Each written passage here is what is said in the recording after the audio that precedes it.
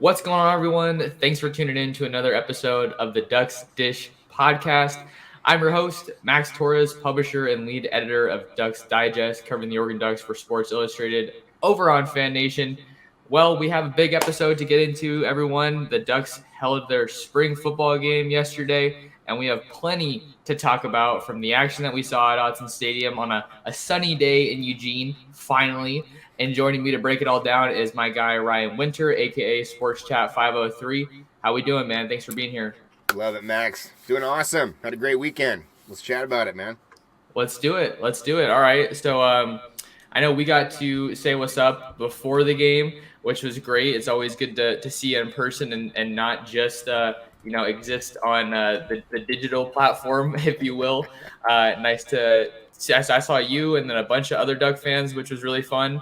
Let me see if I can share my screen. But yeah, here's us from a great day in Eugene. It felt like a typical game day almost. Getting up, getting prepped, and then going out to Autzen and saying hi to some folks. How did you feel just about the atmosphere and to be back out there? Yeah, I loved it. I thought it was great. I thought they did a really good job promoting it.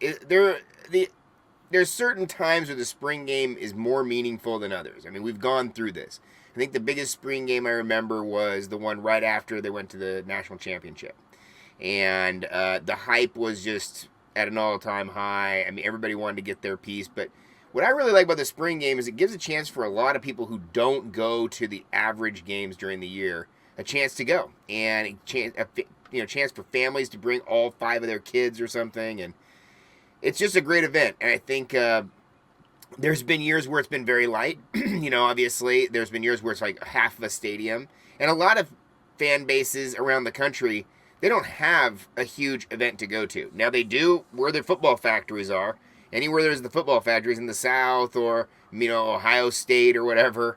But you look at USC, their fans. There's other things to do. They're not going to a scrimmage, and a lot of times some of these coaches when they first come in, they want to use it more like a practice than like an actual like game or a scrimmage type of atmosphere. So I really liked how they went with the four quarters. I really liked how they brought in the alumni. They really encouraged a lot of people to come up there. I got to see just so many people that it feels like I haven't seen for a while. In the last couple of years, with the pandemic and everything, you're coming off of it. It was just an awesome event. Yeah, and then the weather was just beautiful. Like the weather totally checked out. This whole spring has just been awful when it comes to weather. So I was hopeful, and they got a great weekend, and it was a huge recruiting weekend. Again, that's what you're more on the pulse of, and there was just a laundry list of different kids that were there, and so it was just a great event, good to show off the community, and then not to only mention that, but to have the baseball game, the softball game, the Oregon relays, the soccer in the morning. There was just tremendous. The concert afterward. I mean, it was awesome. It was a tremendous day. Just about anything you could want from an Oregon sports perspective, you were able to get it yesterday on Duck Day in Eugene. But let's talk about what we saw on the field, Ryan, because I think that's what what the people come for, and that's what we want to have that conversation about. We're going to hit on a couple different position groups, some players that stuck out to us, and then maybe some areas that we want to see some improvement going forward. We'll just have a good time and we'll do our thing. So let's start with the quarterbacks. I think that's the area that had the most intrigue, of course, heading into the spring game. You got Bo Nix coming in from Auburn. Ty Thompson kind of still waiting for his turn, as is Jay Butterfield. Both of those guys have some high expectations after coming to Oregon as highly touted guys. Certainly with Thompson being the highest rated quarterback signee in program history. But we finally got a good sample size of all these guys after seeing some limited action in 11 on 11. And let's just talk about kind of what we saw. I think with Bo, he had probably the best overall day. I loved how aggressive he was, especially that first play of the game to 7 is something that a lot of people are talking about. I was just kind of wondering how long it was going to take us to see that, and he wasted no time. So he looked like that veteran guy, the guy who has that poise and the experience of playing college football in the past. You could tell that it wasn't something super new to him. I think just from the velocity and technique standpoint, I don't think his ball looked as lively maybe as Thompson's and Butterfield's did, but Overall, I'd say it's a pretty solid day for him. Final stat line for Bo Nix: 8 for 15, 230 yards, 3 touchdowns, and 1 pick. Yeah, I thought it really showed up how poised he was in the pocket, and because both these guys were under a little bit of duress. They were getting to the quarterback yesterday. The defense, if you're a fan of defensive football, you're gonna have fun watching this Duck team this year. It's gonna be insane. But I did think that Bo. Yeah, you're right. They both came out with the first big play. Actually, Ty Thompson's pass was just about a yard too long, or maybe 2 yards too long, but it was a bomb. And that one was just outstretched to Troy Franklin. Seven McGee in space. That was a great play. He was wide open, and yeah, Bo. I think there's going to be positives and negatives. The pick was not great, and there was some completion issues there. But it's a young team relative to the learning the offense, and it's going to take a little while. I thought the running backs looked pretty good on both sides, and of course, I think the running game is always a quarterback's best friend. But this is an offense you're going to see the ball in the air more. It felt like those first two passes from both sides of the offense was some sort of a little bit of an homage to the previous coaching staff, somewhat of a little tip of the cap, where it's like, we've changed the guard a little bit, we watched your film, and now we're going to open it up a little bit, which is, again, what the fans have wanted from the coaches. And I do think that if you go back to the Anthony Brown thing, most of that discontent was about the coaches, not necessarily Anthony Brown himself. I think that time has shown that, had he been in a different sort of a system, he might have been a different quarterback. But Bo Nix looked good. And I think that the Ty Thompson crowd's going to have to take a little bit of a deep breath, because they were so focused on Ty being head and shoulders above everybody else in the running. And I think that in realistic terms, you saw what you saw, and, it's a competition where Jay Butterfield has a shot at it. I mean, I think this is going to be an absolutely insane going down the stretch. I do think Bo's the number one guy, but I already said that to begin with. As soon as he transferred in, I thought, well, he's just hierarchy-wise, he would be the starter based on years and experience and everything else. It's going to take a pretty good spring for Ty or Jay to jump him in the starting lineup. But I also think that there's room to grow for both Jay Butterfield and Ty Thompson, and I don't know if I feel the same way as I felt before with the transfer portal. I was very scared of the transfer portal, like many other Duck fans, and the thought was, oh man, if Bo gets the gig, especially early, then one of these guys or maybe both these guys are going to jump. I kind of don't feel like that anymore. I feel like this could be an opportunity where these two guys are going to fight for it, and whoever the second place player is, I think they're going to see playing time this year. I think it's hard to keep a quarterback clean throughout the whole year, and it's hard to keep a guy healthy. And this could be a year where I think you're going to have to see a lot of guys on deck ready to play. But I was very impressed with Bo Nix. I thought Ty Thompson shook off some of those bad passes and whatnot, and played some pretty good football. I think Ty Thompson's best weapon he couldn't really use, which is the scrambling out of the pocket. I think that's going to be his real difference maker. I mean, he can throw the ball deep, but he can sprint out of that pocket. I liked what I saw from Ty overall on Saturday. You saw the arm strength that we always talk about. He had some good passes over the middle. He had that big long strike to Chris Hudson up the sideline. Yep. But there were also those moments where I was writing yesterday in my takeaways piece where you see why there might have been some of that hesitation, or why he maybe wasn't ready last year. And that's not to say that he won't be ready this year, but just some areas that he still needs to improve, whether it be, ball placement at times, kind of some various throws when he was missing too high or too low. On his interception, that was behind Spencer Webb, which was kind of where the whole thing originated, and he was able to get a hand on it, and then Traquez Bridges ended up grabbing it, and we know what happened after that. But you can see the potential with Ty Thompson, and I agree. It's also a little hard to evaluate the quarterback because of the offensive line being shifted around. Yes. We talk about how important that cohesion is with those guys up front, but we kind of had a mixture of starters and rotational guys that were in place. So I think that's another thing that's important to talk about. And then when the whistle ultimately gets blown, and like when a play is allowed to continue versus when they're nipping it in the bud to avoid any injuries, obviously. So just to give final stats for Ty. for people who maybe weren't at the game or haven't been able to watch it yet. 12 for 27, 168 yards, and a touchdown against 2 interceptions. And I do want to say that on his at least one of his interceptions, I think his footwork was a little out of whack when I was watching the replay, just in terms of where he was trying to go with the ball and where he was leading with that foot. I'm not a quarterback guru, but just kind of something that I think stood out to me. You just want to get set your feet, and then deliver the ball. But yeah, I think we're pretty much on the same page as far as where Ty's at. Should we talk about Jay next? Yeah, I think Jay, again, right when they made the switch to this team, and right when we kind of had the first thought of what the offense was going to be, we thought this could be an offense that could really fit Jay Butterfield. I think he is a guy who they talk about how accurate he is in practice, how he can throw the long ball as well, but they really like his processing. They like how he can go from play to play, and his memory and his ability to kind of recall different things at different times to try to work on that.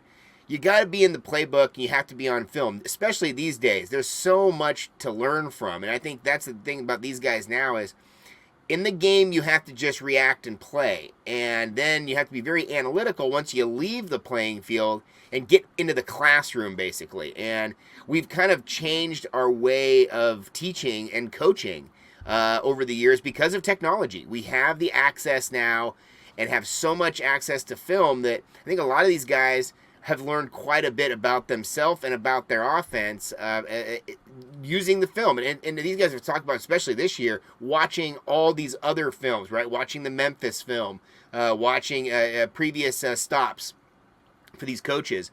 Now they're going to have their own film throughout this whole spring with their own offense, and I really think that the jump between this spring and next fall, it's going to be dramatic with the offense. I think the timing, I think they're going to work in the offseason a bunch.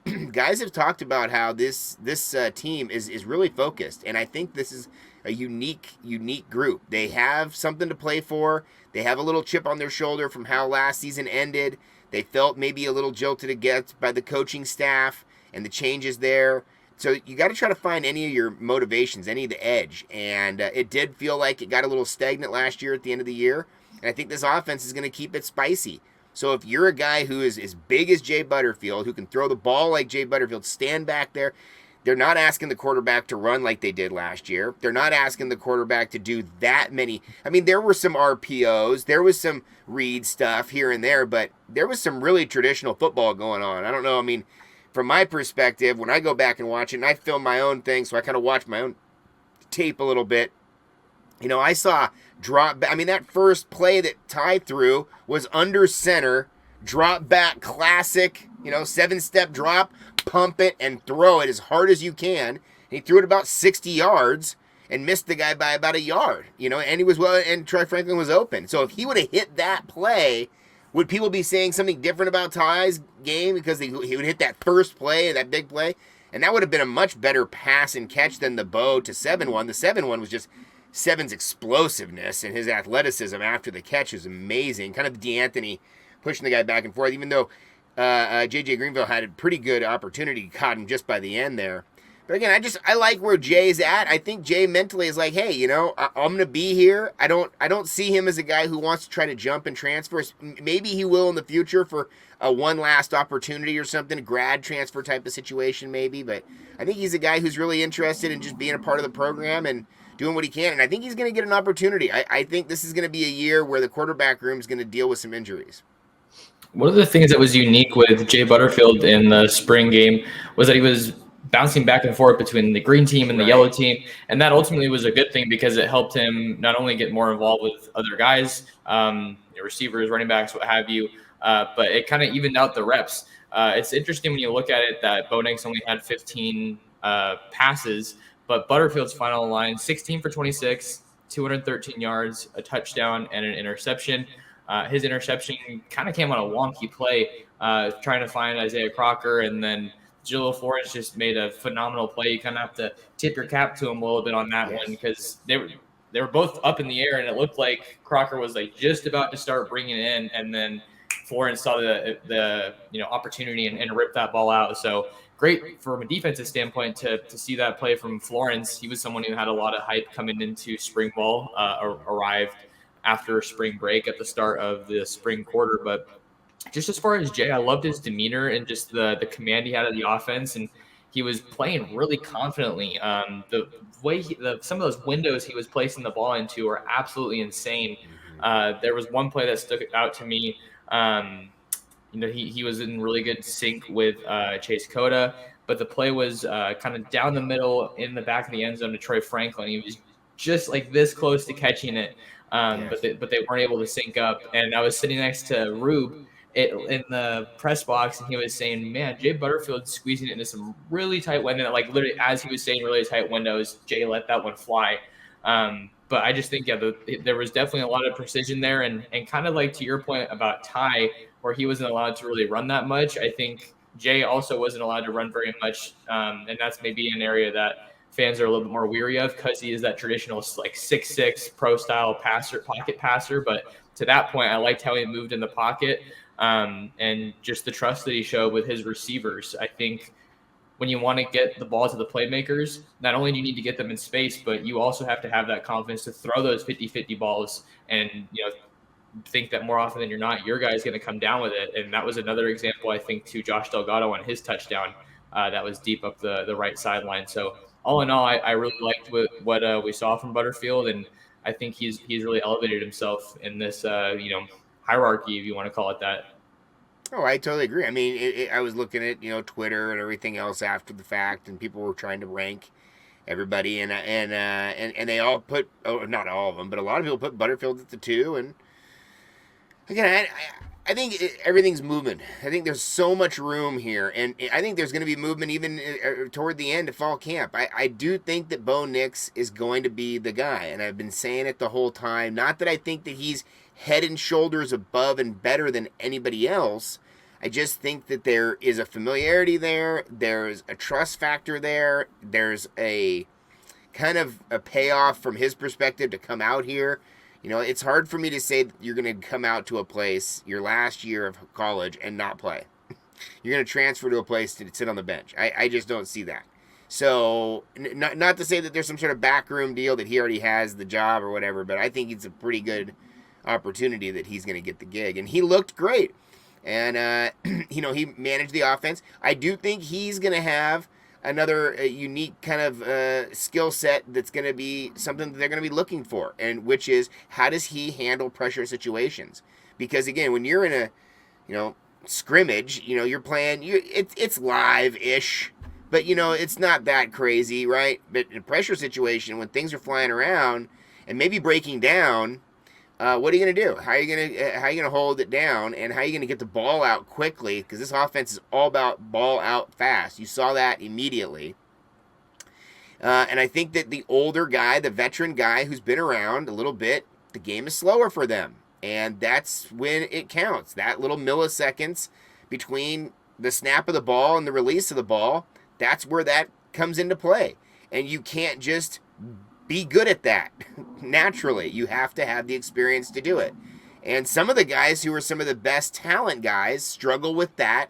And Ty Thompson has talked about his processing speed is not where he wants it to be. And I can guarantee if it's not where he wants it to be now, then it definitely was worse last year.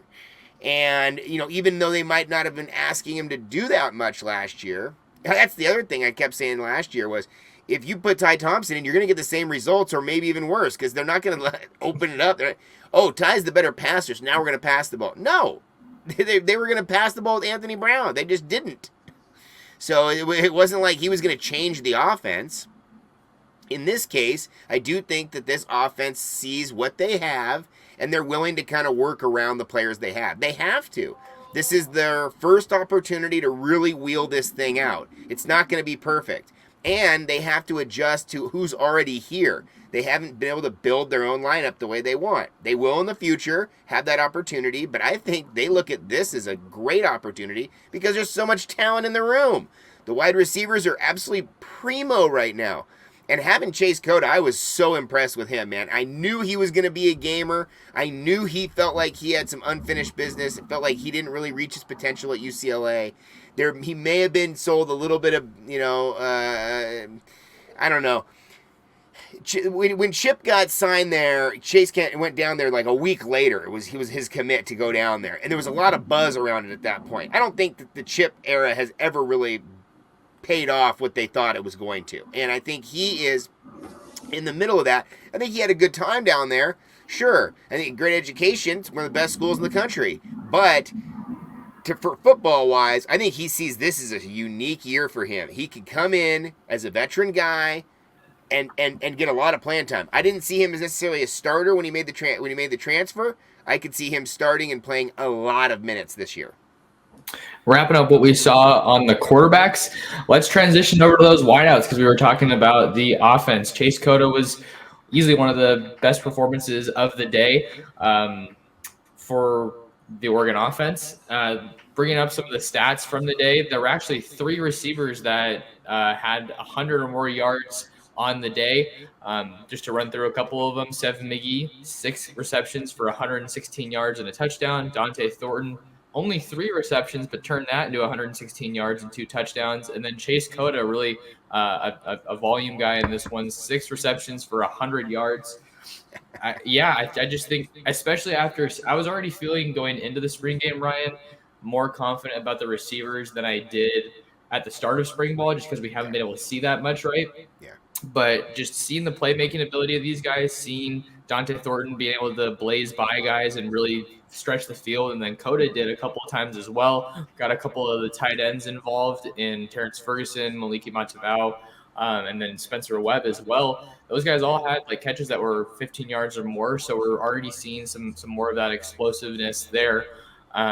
So I feel like exiting the spring game, I feel pretty confident about Chase Coda and Dante Thornton being those longer guys, and then Troy Franklin's kind of an intermediate at like 6'2", but he's still pretty quick and twitchy playmaker, and then Chris Hudson as well. And I mean, we can't say enough about Seven McGee. I feel like he really stole the show after being a running back most of last year. That room was really crowded, so hard to break through with all that proven production in the backfield. But once they had to move him to receiver, we saw a couple of flashes, but man, it didn't even come close to what we saw from him on Saturday.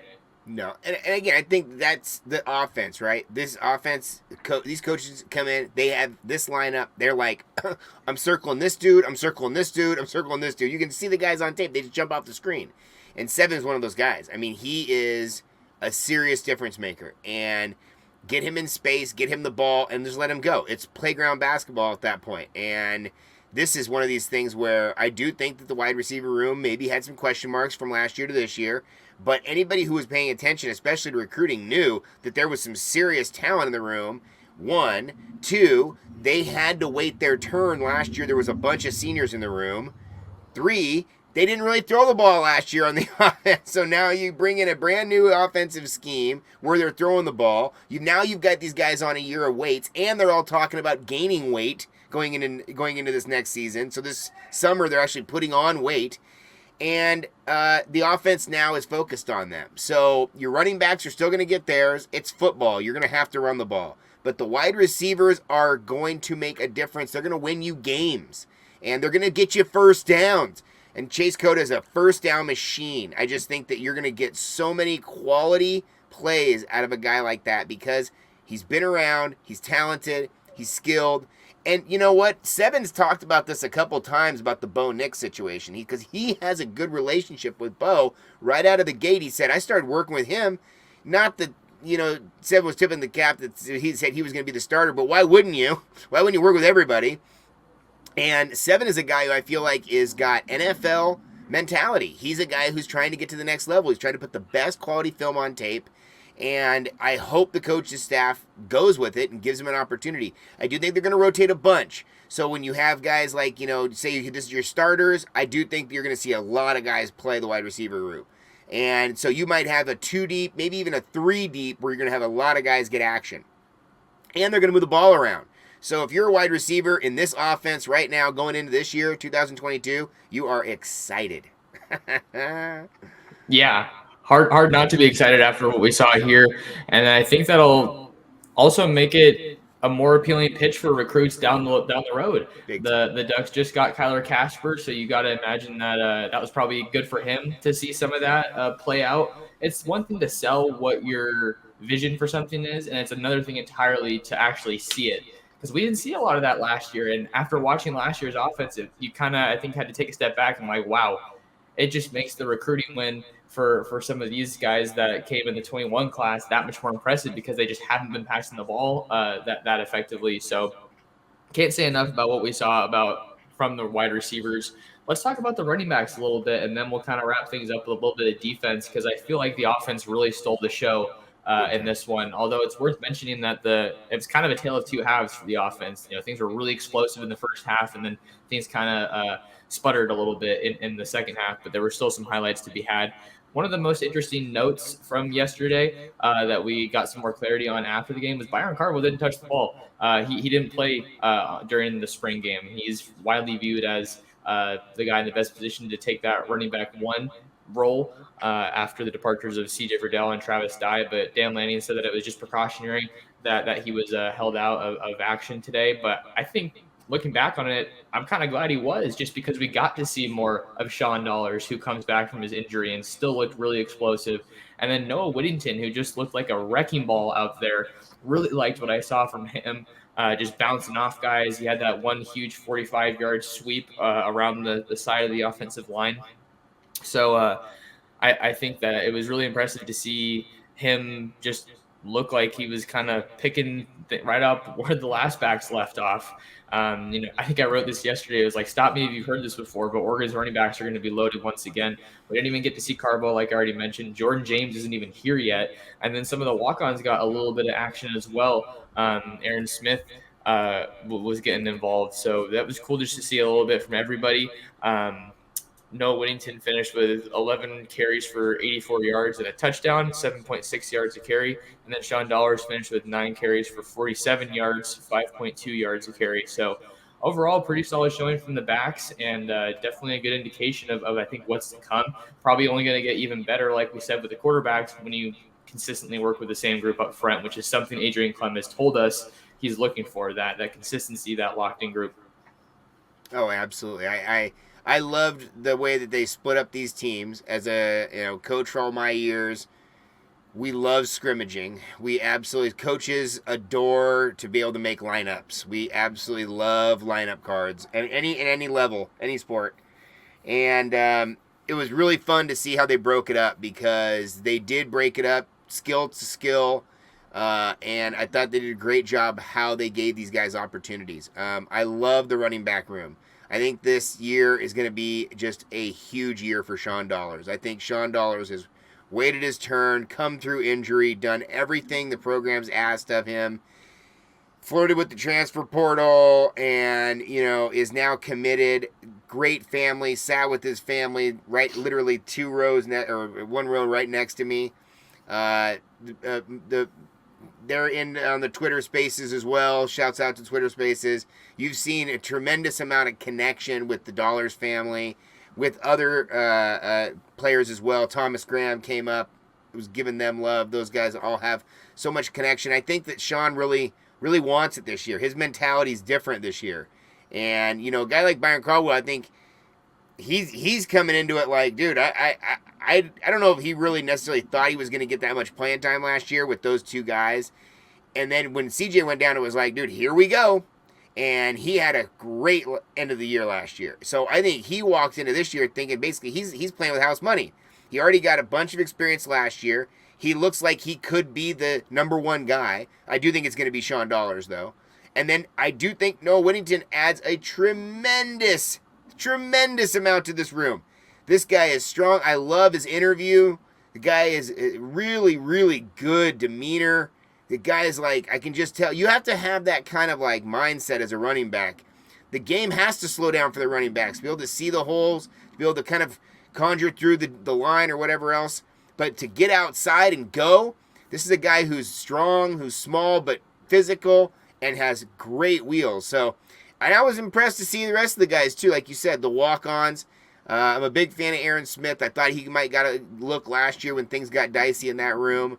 And I would love to see these guys get a chance. But I don't think they will necessarily, because there's so much depth. Unless there's injuries, there's so much depth in front of them.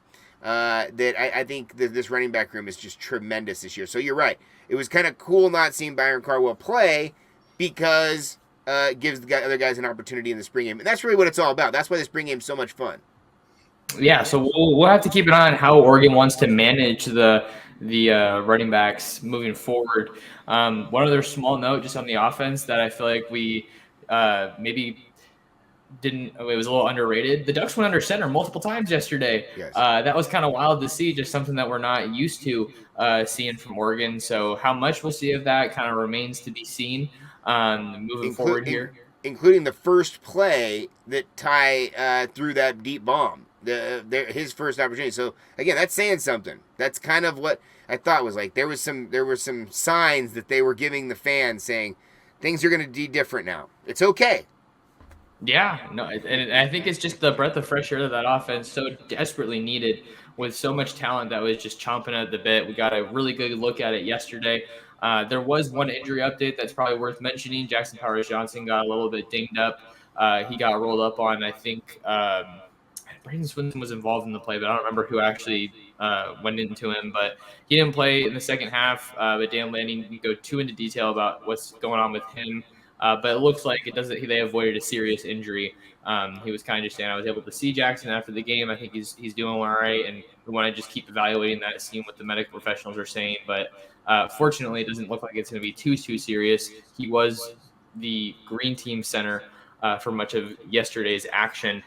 So we've already hit on a ton of offense, Ryan, but we got to give the defense a little bit of love before we get out of here. I think one of the things that was good for the defense is the turnovers that they forced. Dan Lanning was talking about the quarterbacks, saying that we love the explosive plays, but we can't put the ball in jeopardy.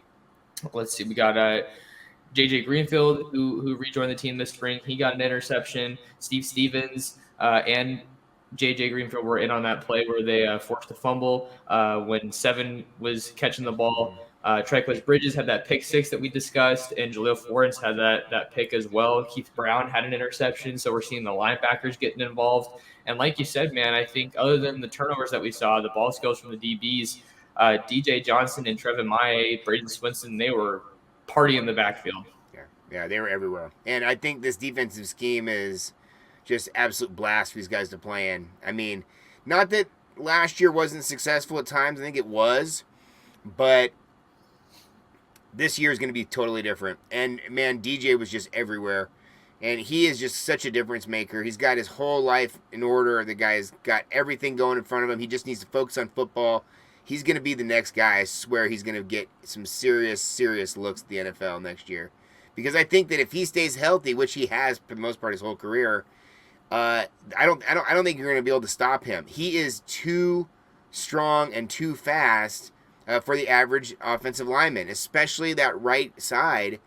You know, there might be some left tackles that can handle him a little bit, but when you put him at the right side, that is just killing some guys. I mean, he was running roughshod over these guys. Now, again, it might be different when you line up against Georgia, right? Right? Georgia's offensive line starting right tackle, a little different story. But DJ can handle it. The guy is a tremendous player. I do think that what was cool about this spring, seeing a lot of the young guys play, because there's a lot of starters, they're not even playing right now.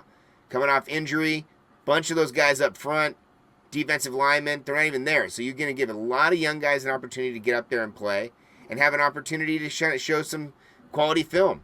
I do really like the linebacker room. And again, I don't think that you get enough attention because everybody's focused on what, Sewell is doing or what Flo is going to be doing, but they moved a lot of guys around, like Adrian Jackson. I felt like he was flying around yesterday. LeDuc was having a great day.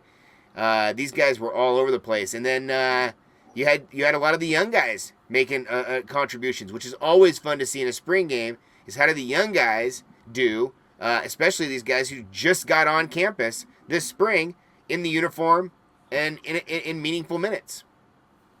Yeah, good to get contributions from everybody across the board.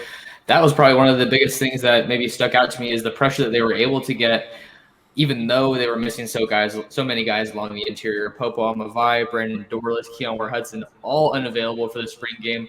Saw a new addition in Sam Taki Taimani. He was making a play or two and keeping that push coming from the interior. So that was something that was definitely a positive takeaway. But again, like we said with the offensive line, it's a little tricky to judge that. But I think you summed that up pretty well. But to talk about DJ Johnson again, he was going for much of the day against either Stephen Jones or I believe it was TJ Bass, two starting offensive linemen for Oregon, and he was doing his thing, and he was bouncing around I think from side to side a little bit, and then even if he moved, you just still there were just so many plays where you just saw DJ just driving his guy back like it was just nothing. So he's probably the guy I'm most excited about along the front seven, aside from Justin Flo, who didn't play after being limited for all of spring ball. Got it gradually eased in a little bit more leading up to the spring game here this week, going through some 11 on 11 with what looked like the second team or the second group that was out there. But you don't want to risk it with a guy like that who's not only a pretty highly rated guy, but someone who has that injury history now, right? It'd be maybe a little bit of a different story if he had only one serious injury, but because that's happened twice to him now, which is just terrible luck. Makes sense for them to kind of ease him back in. And so I'm trying to think of what other position I wanted to talk about. We already talked about the secondary a little bit, seeing some of those guys flying around. And I think Jalil Florence, we talked about him. He was really staying with a lot of guys. I liked how there were a couple plays where, some DBs got burned. I mean, Dante's earlier touchdown, Florence was in coverage, I believe, on the deep shot. But then he was able to bounce back and get that interception. So it was good to see that he can kind of have that reset. I think Dan Lanning calls it,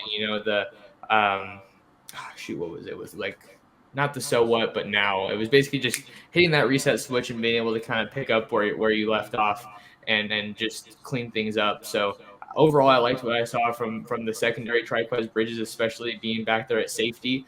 That was some really good stuff. And then Christian Gonzalez had a pretty nice hit that stuck out to me on a sweep run to Seven McGee. Yeah. The one where Seven tried to jump over the top of him. Mm-hmm.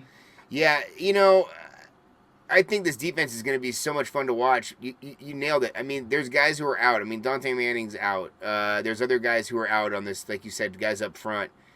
This defense is going to bring back even more talent.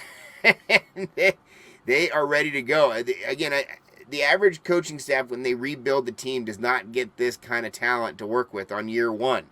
And there's usually a huge grace period for coaches to get their guys in and recycle the guys. And they're going through this whole trial right now with Willie Taggart of basically the push out, right? When Willie Taggart got here, they're like, we're going to find the snakes. You're going to cut the heads off or whatever.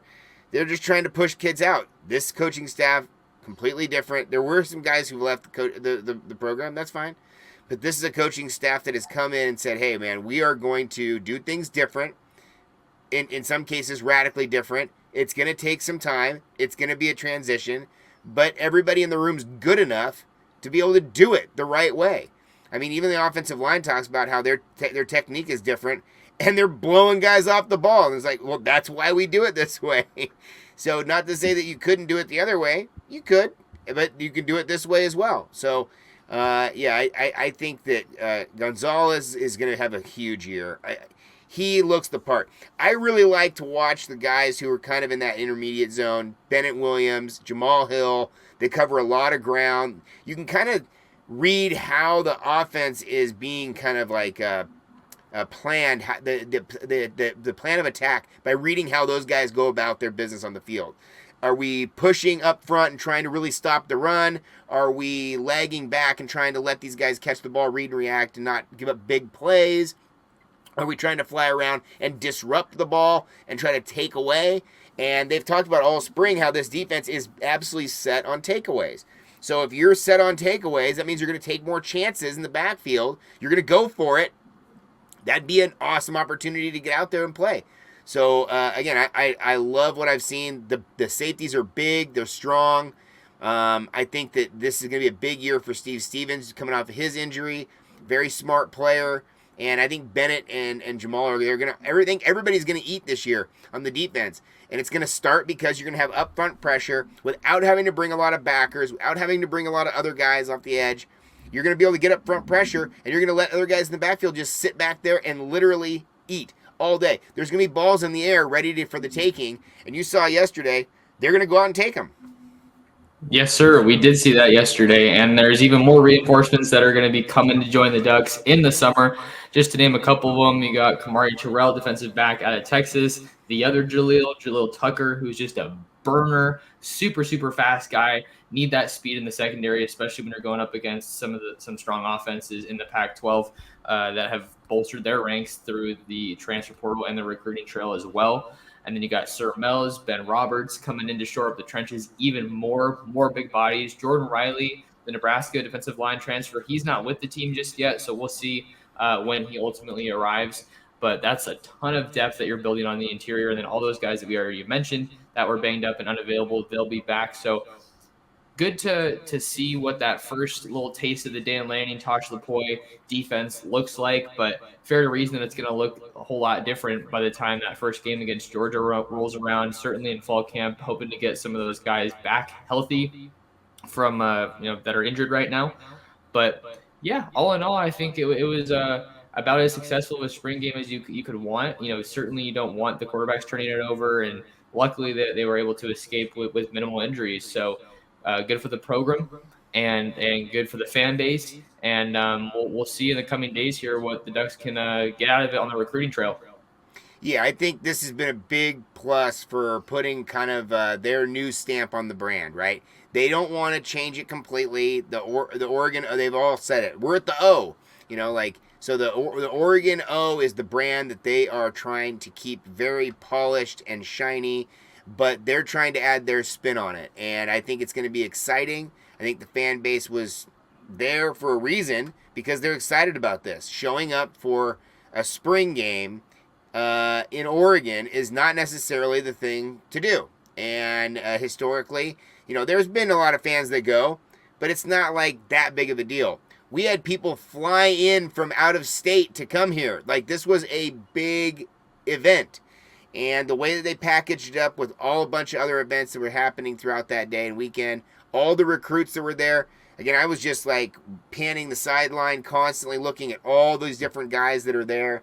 The guys that are here already that are in uniform. The guys that are here already that are in uniform that are on the street clothes. It's just a fantastic time to be kind of aware of the program. And if you know what you're looking at, you kind of are trying to see, well, what's next? Because any coaching staff is going to be somewhat cryptic when they start. Even if they're 10, 15 years in, there's going to be somewhat cryptic. They don't want to give up anything. So when they came out and they said, we're going to run a pro style, we're going to run it fast, people were like, oh, yes. Wait a minute. What does that even mean? So we're used to a spread offense that's fast. Now you're telling me a pro style is going to be fast. Okay. So it was fun to see going under center. It was fun to see them attack downfield. Alex Forsythe said, if you're going to throw the ball, may as well throw it deep. May as well, throw it far. And I love that because I think this year is going to be a different mentality and it's going to be exciting. But you also might have some more interceptions with it. You also might have some more drop balls with it. There's old school coaches that say, there's only 3 things that can happen when you pass the ball and 2 of them aren't good. Those guys aren't, they're incorrect. There's a part of football that has proven that if you run the ball 3 yards cloud of dust, play good defense, have a good special teams, you can win games and you can be a successful program. And football hasn't changed that much. You can still control the ball. But it's a hell of a lot more fun to get the ball and throw it around like you're at recess when you're in 5th grade. And every play is like, all right, I want you to go deep. I want you to go across the middle. The other guy go deep. Go. But it's also what you see in the SEC as well. I think the SEC pounds the ball quite a bit.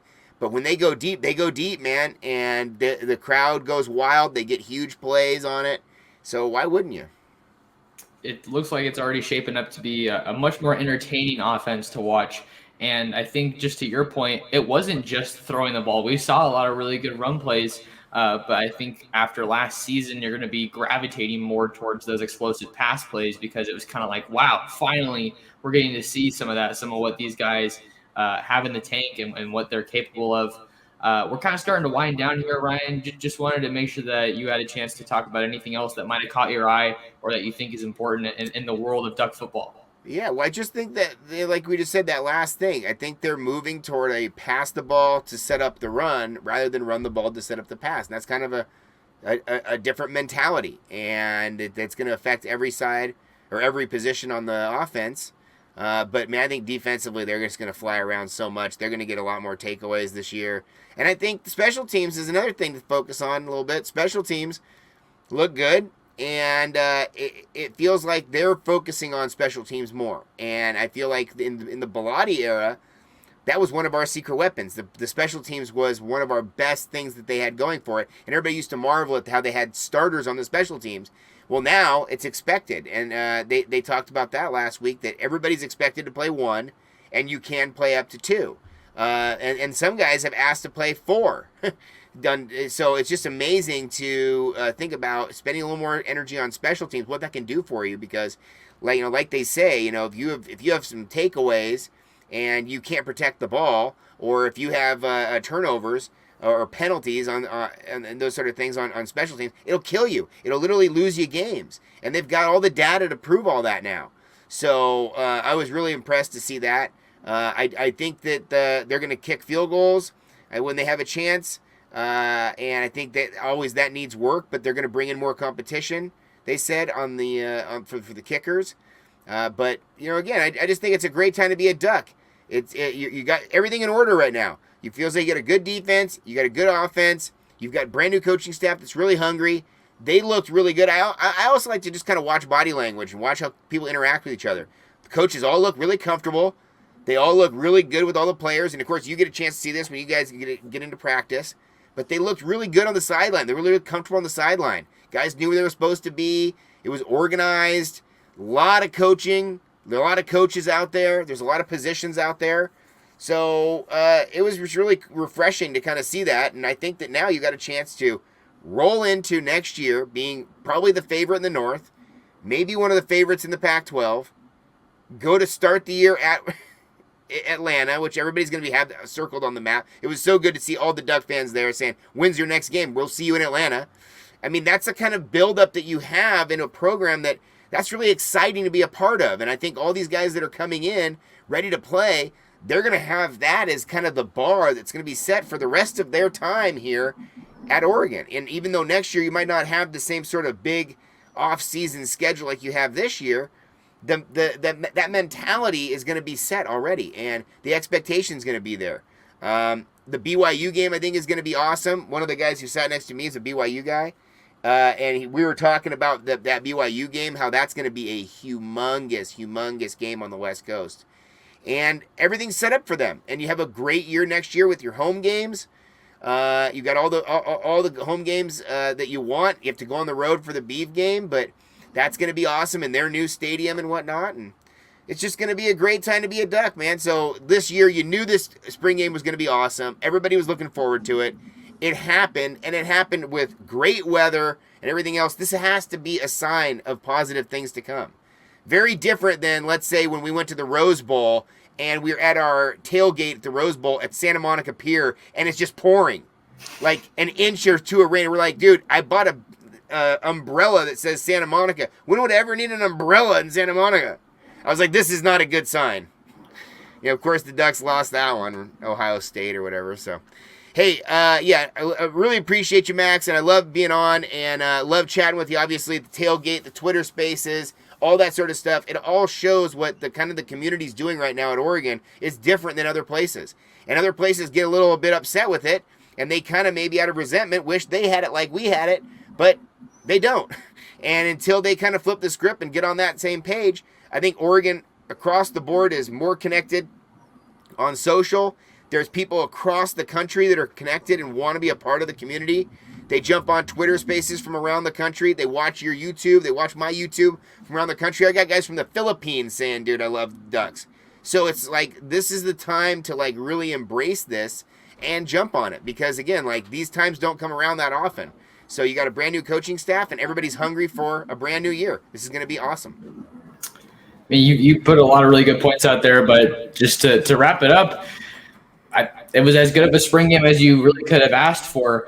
And I think that it's just another example of Dan Lanning as much as you can without playing an actual college football game is checking all those boxes. He's creating excitement around the program. He's got everyone on the team kind of on the same page. The Ducks are relatively healthy, which is what you want coming Huge. out of the spring.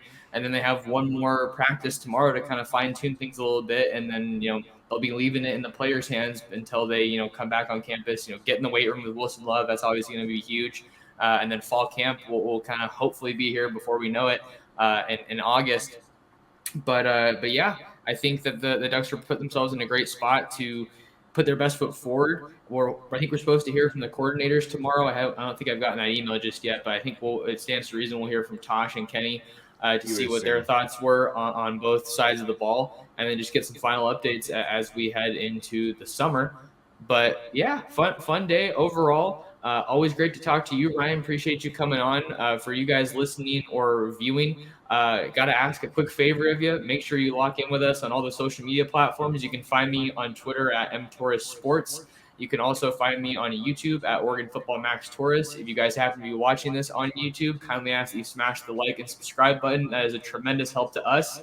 And then also make sure you head on over to ducksdigest.com. That's where I got all the written content. That's where I post a lot of my recruiting intel and my interviews with recruits. Definitely going to get those rolling as the visits wrap up. But make sure you're tapping in over there and making sure you stay up to date on everything. And then, Ryan, I got to ask, where can people find more of you? Oh, yeah. Sports Chat, 503, YouTube. I'll do some live now that you've motivated me to do the live stream. I'll do some live streams on Tuesdays. Going forward around 6 o'clock. We'll always try to jump in and give you guys a chance to chat up a little bit.